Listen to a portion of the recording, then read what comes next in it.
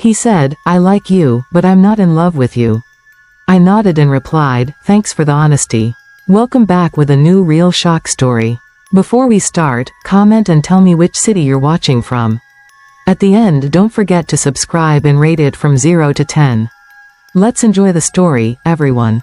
I never thought I'd tell this story out loud. Honestly, I'm not even sure where it begins, because sometimes, the smallest moments, the ones you don't even notice, are the ones that end up changing everything. Maybe it started that morning, when I woke up and thought it would be just another ordinary day. Or maybe it began years before, when I put all of my trust, all of my love, into someone I believed would never hurt me. My name is Alec Rose, and this is what happened to me. That morning, everything seemed normal. I rolled out of bed, brewed my coffee, and stared at the same kitchen window I'd looked through 1,000 times before. The street was quiet. The world was moving the way it always did. Nothing seemed unusual. I remember even humming to myself, thinking about errands I needed to run, wondering what to cook for dinner. I had no idea that before the day was done, my entire life would change in a way I still struggle to explain. He came over that evening, nothing dramatic, no warning signs, just the same footsteps I'd always recognized, the same voice greeting me at the door. I thought I knew him. I thought I understood the way his eyes softened when he looked at me, the way his words carried weight because I trusted them. I didn't know that behind that calm expression, behind the silence he carried with him, was a truth he had been holding back. We sat down like always, just two people who'd shared so much of their lives together. And then without warning he said it. "I like you, but I'm not in love with you." Those words, I can't even describe what they did to me. It was like the air was stolen from my lungs, like the ground beneath me cracked open, and I was falling, with no one to catch me. My body sat still, but inside, my heart was shattering into 1,000 sharp pieces. I remember nodding. Can you believe that? I nodded, as if it didn't matter, as if I could swallow the pain whole and keep breathing like nothing had happened. And then, without even thinking, I whispered, "Thanks for the honesty."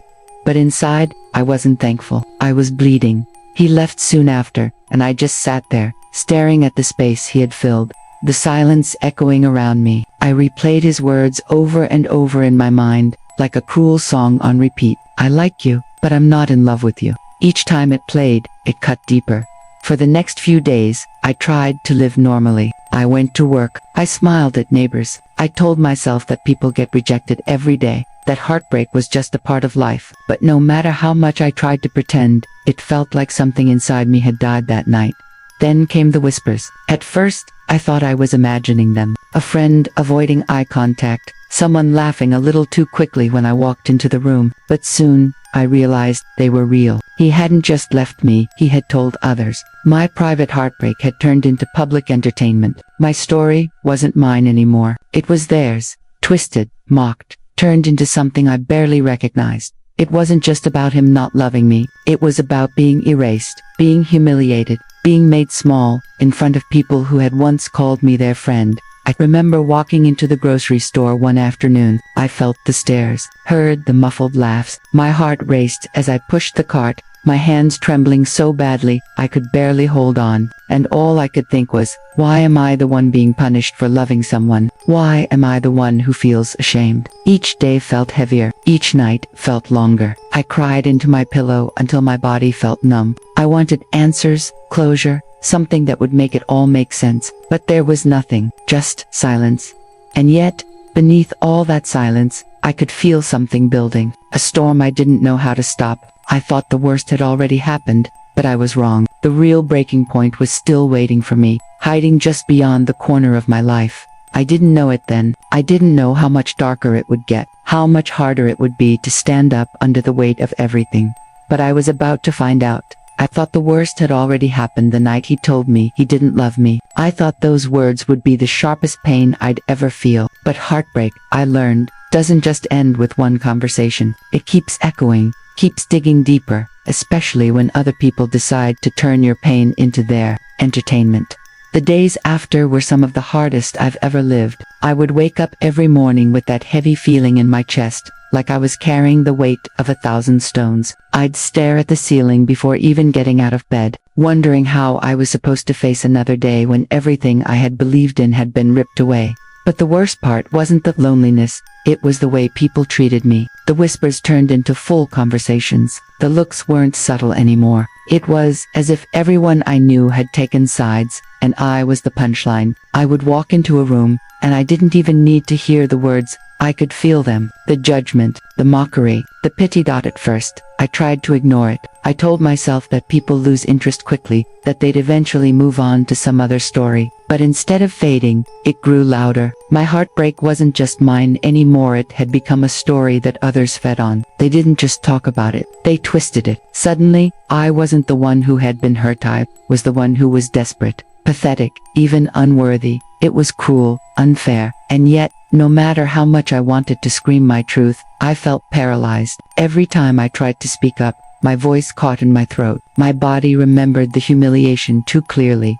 One night, I went out to meet a small group of people I thought were my friends. I told myself I needed to be brave, to show them that I wasn't broken. I wore my best smile. I put on clothes that made me feel strong. I told myself over and over in the mirror, "You are okay, you can do this." But when I arrived, the room shifted. I felt the stares the moment I walked in. And then, slowly, the comments started. At first, they were subtle little jokes, little digs hidden beneath fake laughter. But they grew bolder. One person repeated his words, "I like you, but I'm not in love with you," mocking the way I must have looked, mimicking my silence. Another laughed so hard they had tears in their eyes. I stood there, frozen. Every laugh felt like a slap across my face. My chest burned, my vision blurred, and my hands started shaking. I wanted to walk out, to run, to disappear, but my feet wouldn't move. I was trapped in a nightmare, surrounded by people who once claimed to care about me, now tearing me apart piece by piece. And in that moment I realized it wasn't just about him anymore. It was about them, all of them. It was about a world where people find joy in someone else's pain. A world where my voice didn't matter, where my truth was buried under their laughter.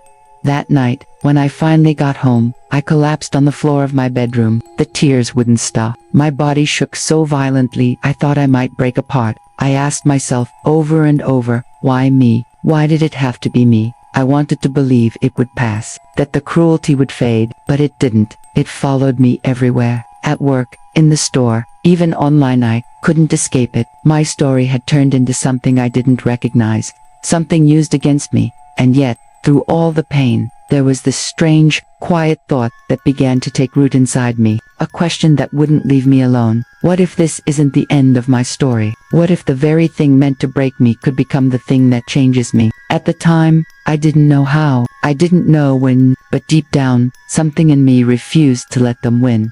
Still, the breaking point hadn't arrived yet. I thought I had already endured the worst humiliation possible, but I was wrong. There was one moment waiting for me, one cruel, unforgettable moment that would push me further than I'd ever been pushed before. And when it came, I would have to decide, would I stay silent, or would I finally fight for myself? I used to think that pain was something you could get used to, that if it came in small enough doses, day after day, your body and your mind would find a way to carry it. But I was wrong. Pain doesn't always dull with time. Sometimes, it builds. It layers itself, one wound on top of another, until the weight of it becomes unbearable. And then, one day, it all crashes down at once. For me, that day came sooner than I expected. It was another evening, another gathering I had convinced myself would be safe. I told myself I needed to stop hiding, that maybe if I showed up, maybe if I smiled and acted like their words didn't touch me, I could reclaim some piece of myself. I wanted to believe that people weren't as cruel as I'd seen, that maybe I had exaggerated it all in my mind. I walked into the room with shaky confidence, clutching my bag like it was the only anchor holding me upright. I tried to ignore the eyes that turned as I entered, the way conversations seemed to pause for just a beat too long. I forced myself to breathe, to keep moving, to act like everything was normal. But it wasn't normal. The first comment came quickly, a joke about how I must be lonely tonight. A laugh that cut sharper than the words themselves. I tried to smile it off, tried to keep my composure, but then came another, and another. Someone reenacted the moment he had told me he didn't love me, mocking the way I must have sat there, silent, broken. They repeated his exact words, exaggerating them, twisting them into something crueler than I remembered. The room erupted with laughter. I stood there, paralyzed, my chest burned, my throat closed, and my vision blurred with tears I refused to let fall. Every sound in that room, the laughter, the whispers, the mocking tones felt like knives being driven into me, over and over. I wanted to scream. I wanted to shout that they had no idea what it felt like to have your world collapse.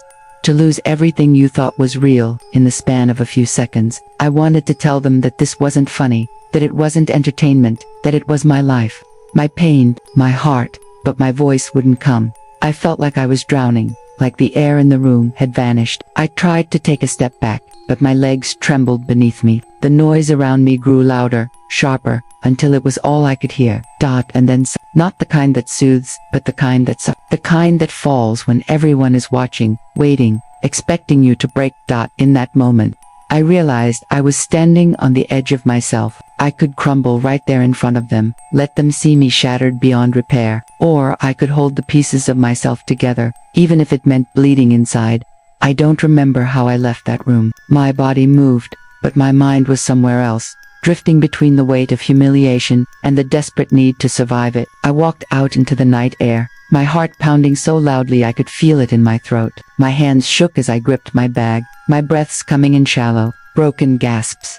When I finally reached home, I collapsed against the door, sliding down until I was sitting on the floor. The tears I had held back came pouring out, uncontrollably, as if my body had been waiting for permission to release them. I pressed my hands against my face, trying to muffle the sound, but it didn't matter. The grief was too loud. That night was my breaking point, not because of the words themselves, not even because of him, but because of what it revealed about the world around me, about the people I thought cared for me, the people I thought were safe. It showed me how quickly love can turn into cruelty, how easily trust can be broken, how fast a community can become a crowd of spectators to your suffering. And the worst part, in that silence after the laughter, I realized something terrifying. They wanted me broken. They wanted me erased. I remember whispering to myself through tears, maybe they'll win. Maybe this is how my story ends.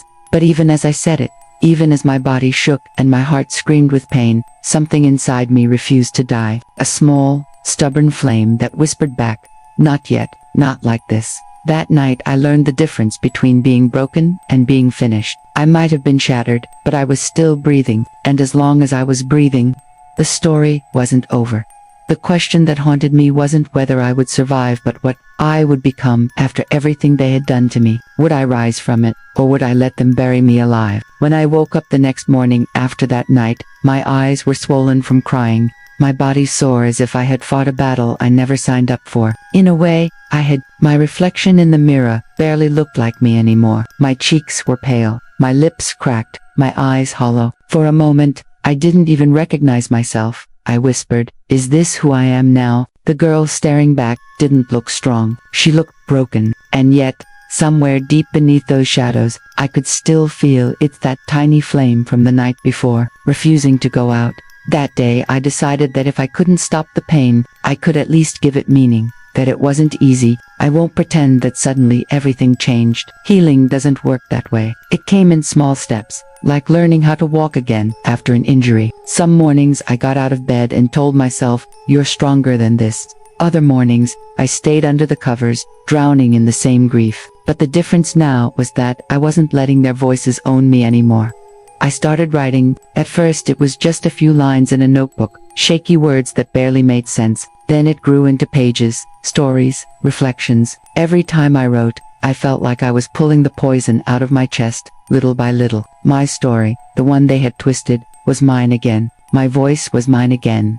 One evening, I did something I never thought I could. I spoke out. I stood in front of a small group, my hands trembling, my voice unsteady, and I told the truth. Not the version people had turned into gossip, but the raw truth of what I lived.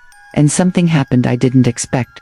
People listened, really listened. I saw it in their faces, in their eyes. Some even cried. For the first time since it all began, I felt seen, not mocked, not erased, but seen. That night, when I went home, I realized something important. My story wasn't just about me. It was about so many others who had been laughed at, ignored, dismissed, silenced. The injustice I carried wasn't mine alone. It was part of a larger cruelty in the world, one that thrives on breaking down those who are already vulnerable. It wasn't just heartbreak, it was about the way society punishes people, especially women, for being open, for being emotional, for being human, and worse, how cruelty often hides behind a smile, behind the phrase, "It's just a joke." I started noticing things differently after that. The way people brushed off others' pain, the way judgment came quicker than compassion. It wasn't only happening to MIT, was everywhere. And the thought that haunted me was, how many voices have been silenced because of this? How many stories never get told because someone was too afraid of the laughter? Slowly, I began to rise. Not perfectly, not quickly, but I rose. I stood taller, even if my knees still shook. I spoke louder, even if my voice still cracked. And every time I did, I felt the weight lifting, little by little.